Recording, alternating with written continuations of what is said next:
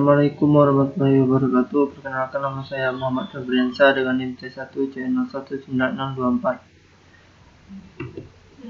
Di sini saya akan mempresentasikan bab 11 tentang aset tetap lanjutan atau properti investasi. Properti investasi. Definisi menurut PSAK 13 atau revisi 2007, properti investasi adalah properti atau tanah atau bangunan atau bagian dari suatu bangunan atau kedua-duanya yang dikuasai oleh pemilik atau lessor penyewaan melalui sewa pembiayaan untuk menghasilkan rental atau untuk kenaikan nilai keduanya dan tidak untuk digunakan dalam produksi atau penyediaan barang atau jasa atau untuk tujuan administratif atau dijual dalam kegiatan usaha sehari-hari. Berikut adalah beberapa contoh properti investasi. Yang pertama, tanah yang dikuasai dalam jangka panjang untuk kenaikan nilai dan bukan untuk dijual jangka pendek dalam kegiatan usaha sehari-hari. Yang kedua, tanah dikuasai saat ini yang penggunaannya di masa depan belum ditentukan.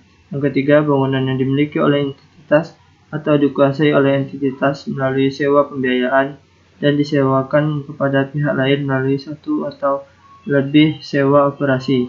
Yang keempat, bangunan yang belum terpakai tetapi tersedia untuk disewakan kepada pihak lain melalui satu atau lebih sewa operasi.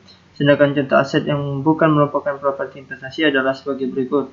Yang pertama, properti yang dimasukkan untuk dijual dalam kegiatan usaha sehari-hari atau sedang dalam proses pembangunan atau pengembangan untuk dijual. Yang kedua, properti dalam proses pembangunan atau pengembangan atas nama pihak ketiga. Yang ketiga, properti yang digunakan sendiri, ini merupakan aset tetap.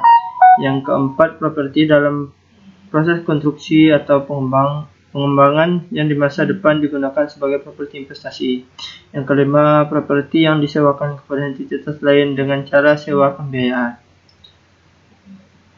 B. Pengakuan. Biaya perolehan properti investasi harus diakui sebagai aset jika dan hanya jika besar kemungkinan manfaat ekonomis di masa depan berkenaan dengan aset tersebut akan mengalir ke entitas dan biaya perolehan aset dapat diukur secara andal.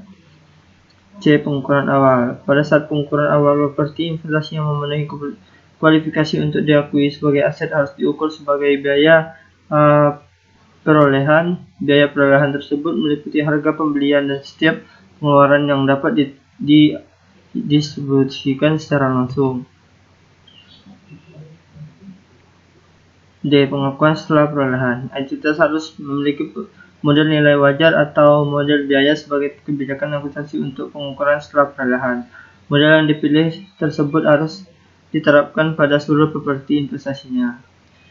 E. Model biaya. Perlakuan akuntansi setelah perolehan dengan menggunakan model biaya sama seperti model biaya di aset tetap yang telah dijelaskan di bagian sebelumnya, yaitu dicatat sebesar biaya perolehan dikurangi akumulasi penyusutan dan akumulasi rugi penurunan nilai aset. F. Model nilai wajar. Berbeda dengan model revaluasi, model nilai wajar dalam properti investasi harus diterapkan untuk seluruh properti investasi, bukan hanya untuk kelompok tertentu saja.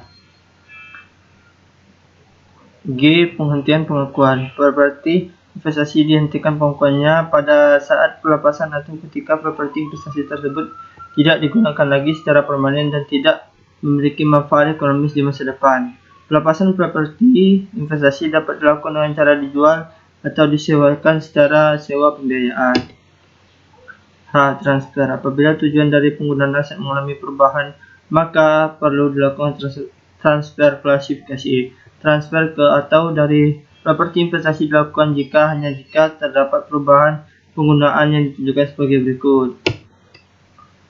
I. Penyajian. Properti investasi disajikan sebagai bagian dari aset tidak lancar di dalam laporan keuangan. J. Pengungkapan. Entitas pengungkapan antara lain sebagai berikut. K. Pengungkapan pada model nilai wajar. Entitas yang menerapkan model nilai wajar juga harus mengungkapkan rekonsiliasi antara jumlah tercatat properti investasi pada awal dan akhir periode yang menunjukkan hal-hal tersebut. L. Pengungkapan pada model biaya. Entitas yang menerapkan model biaya juga harus mengungkapkan metode penyusutan yang digunakan. Yang kedua, masa manfaat atau tarif penyusutan yang digunakan. Yang ketiga, jumlah percetakan bruto dan akumulasi penyusutan agregat dengan akumulasi